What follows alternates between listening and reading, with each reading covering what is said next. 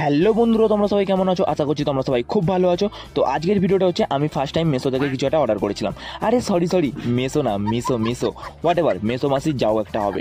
Actually আমি gym করার জন্য একটা গেঞ্জি অর্ডার দিয়েছিলাম। তো খুলে দেখা যাক গেঞ্জিটা এখন কেমন হয়, কারণ কখনও মিসো থেকে আমি কিছু অর্ডার করিনি, এটা ফার্স্ট টাইম ছিল।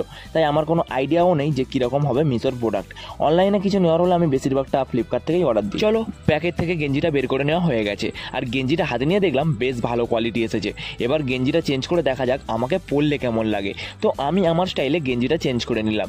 গেঞ্জির সামনে স্টে স্ট্রং এই প্রিন্টটা কিনেছিলাম, কারণ জিম করব, তাই সবসময় স্ট্রং থাকতে হবে। শুধু জিম না, লাইফে সবসময় স্ট্রং থাকতে হবে নিজেকে। যাই হোক, গেঞ্জিটা পরার পর নিজেকে বেশ ভালো লাগছিল, তাই একটু নিজের বডিটা ফ্লেক্স করছিলাম।